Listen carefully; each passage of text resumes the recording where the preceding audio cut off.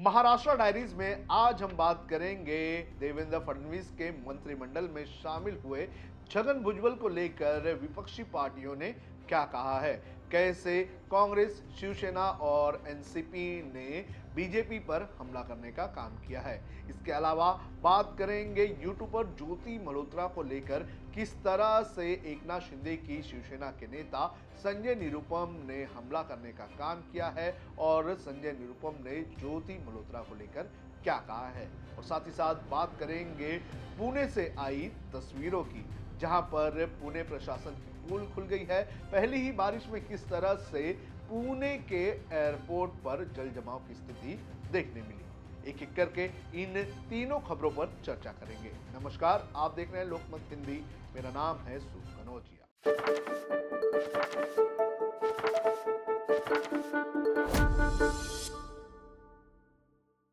सबसे पहले बात करेंगे छगन भुजबल की। कल यानी कि 20 मई को छगन भुजबल को देवेंद्र फडणवीस की कैबिनेट में मंत्री बनाया गया।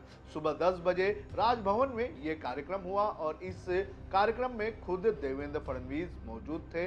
देवेंद्र फडणवीस के अलावा अजीत पवार और एकनाथ शिंदे भी इस शपथ ग्रहण कार्यक्रम में शामिल थे।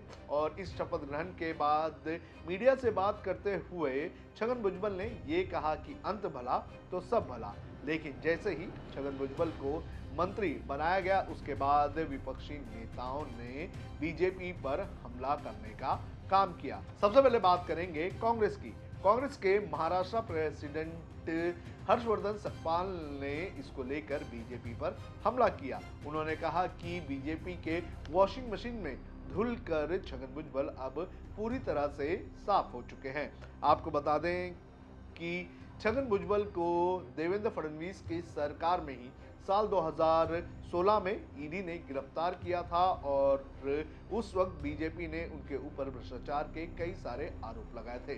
छगन भुजबल लगभग 2 साल तक जेल में थे और मार्च 2018 में वो जेल से रिहा हुए थे। लेकिन 2023 में जब अजीत पवार शरद पवार को उन्होंने बगावत दे दी तो वो अजीत पवार के साथ चले गए और अब उन्हें मंत्री बनाया गया है। वहीं इस पूरे मामले को लेकर छगन भुजबल को मंत्री बनाए जाने को लेकर एनसीपी शरद पवार गुट के प्रवक्ता क्लाइड कास्ट्रो ने भी प्रहार किया है।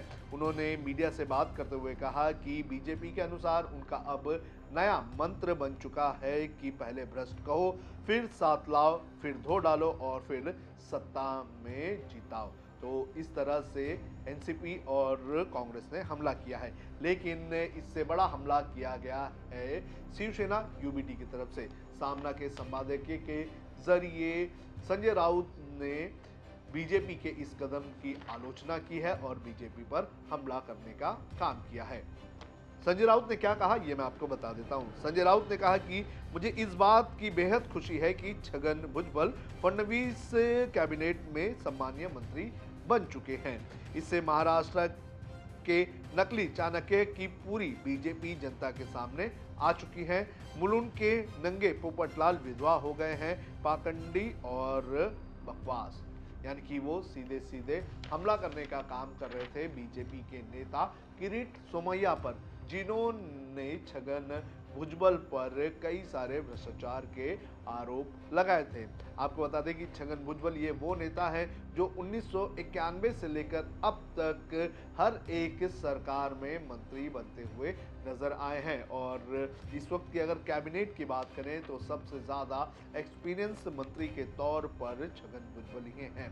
छगन भुजबल की अगर बात करें तो छगन भुजबल ऐसे नेता हैं जिनके ऊपर कई सारे भ्रष्टाचार के आरोप लगे हैं, लेकिन वो कोई ना कोई बीच का रास्ता निकालते हुए नजर आ ही जाते हैं।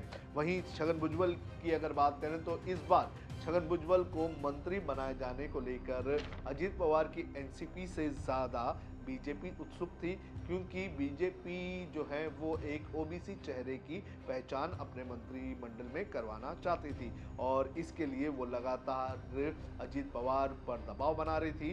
बीजेपी ने अजीत पवार को इतना तक कह दिया था कि अगर वो छगन भुजबल को मंत्री नहीं बनाते हैं तो बीजेपी उन्हें अपने कोटे से मंत्री बनाने का काम करेगी, क्योंकि महाराष्ट्र में एक बार फिर से मराठा आरक्षण का मुद्दा सक्रिय होते जा रहा है और छगन भुजबल जो है वो एक ओबीसी चेहरा है और छगन भुजबल को अपनी मंत्रिमंडल मिलाकर कहीं ना कहीं जो देवेंद्र फडणवीस है वो ओबीसी वोट बैंक को अपनी ओर आकर्षित करने का काम करना चाहते हैं। तो छगन भुजबल राजनीतिक तौर पर बीजेपी के लिए काफी महत्वपूर्ण है और इसी के चलते बीजेपी ने उनके पुराने भ्रष्टाचार को भूलते हुए अपने मंत्रिमंडल में शामिल कर लिया है। अब बात करते हैं शिवसेना नेता संजय निरुपम की। आपको बता दें कि जिस तरह से यूट्यूबर ज्योति मल्होत्रा को गिरफ्तार किया गया है उसके बाद से ही लगातार ज्योति मल्होत्रा पर कड़ी कार्रवाई करने की बात कही जा रही है।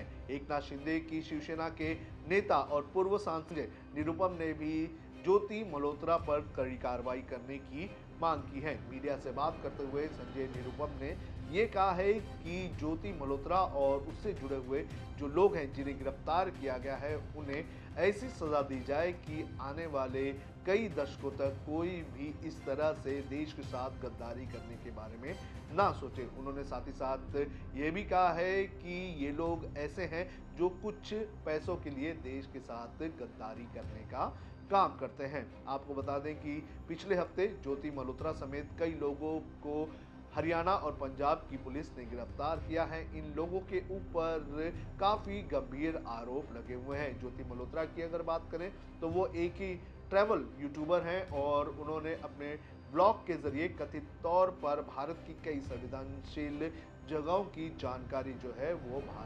पाकिस्तान को और आईएसआई को देने का काम किया है। आपको बता दें कि अब शक ये भी जताया जा रहा है कि जिस दिन पहलगाम हमला हुआ था तो उस के एक दिन बाद पाकिस्तान उच्च आयोग में एक केक जा रहा था और क्या ये केक जो है वो ज्योति मल्होत्रा के इस इंफॉर्मेशन को लेकर कामयाबी का जश्न मनाने को लेकर दिया जा रहा था। तो ये भी अपने आप में कई सारे सवाल इस वक्त सामने हैं। लेकिन ज्योति मल्होत्रा का जिस तरह से मामला सामने आया है उसके बाद जो सभी एजेंसियां हैं, सभी राज्य की एजेंसियां हैं, सेंट्रल की एजेंसियां हैं, साइबर पुलिस है, वो लगातार ऐसे लोगों की तलाश करने में लगी हुई है जो कहीं ना कहीं ज्योति मल्होत्रा से जुड़े हुए हैं और ज्योति मल्होत्रा के साथ मिलकर वो भारत को धोखा देने का काम कथित तौर पर कर रहे थे। तीसरी खबर की बात करेंगे वो है पुणे की। आपको बता दें कि पिछले कुछ वक्त में ये भी देखा गया है कि जब जब पुणे में भारी बारिश होती है तो पुणे के कई इलाकों में जल जमाव जैसी स्थिति देखने मिलती है और कल ऐसा ही नज़ारा पुणे में देखने मिला। तस्वीरें आप देख सकते हैं, ये पुणे के अलग अलग इलाकों की है और ख़ास तौर पर ये जो तस्वीर देख रहे हैं ये तस्वीर है पुणे एयरपोर्ट की, जहां पर पुणे एयरपोर्ट के बाहर बड़े पैमाने पर जल जमाव हो गया और इसकी वजह से लोगों को आने जाने में दिक्कतों का सामना करना पड़ा। आपको बता दूं कि ये पहली बारिश है और इस पहली बारिश में इस तरह से जल जमाव पुणे और राज्य के अलग अलग इलाकों में हो रहा है वो अपने आप में सवाल खड़े करता है। आपको ये भी बता दूं कि आने वाले 24 तारीख तक मुंबई समेत महाराष्ट्र के कई इलाकों में जोरदार बारिश का अनुमान जताया गया है और इस बारिश के साथ साथ चक्रवर्ती तूफान भी देखने मिल सकते हैं और जो आईएमडी है उसने मछुआरों को अलर्ट कर दिया है कि वो समंदर पर जाने से पहले मौसम विभाग से अपडेट लेना ना भूलें। साथ ही साथ प्रशासन को भी अलर्ट कर दिया गया है। तो आने वाले 24 तारीख तक मुंबई समेत महाराष्ट्र में तेज बारिश हो सकती है। हम आपसे अपील करेंगे कि मौसम की जानकारी लेकर ही घर से बाहर निकले और अगर स्थिति खराब होती है तो जल्द से जल्द घर पहुंचने की कोशिश करें।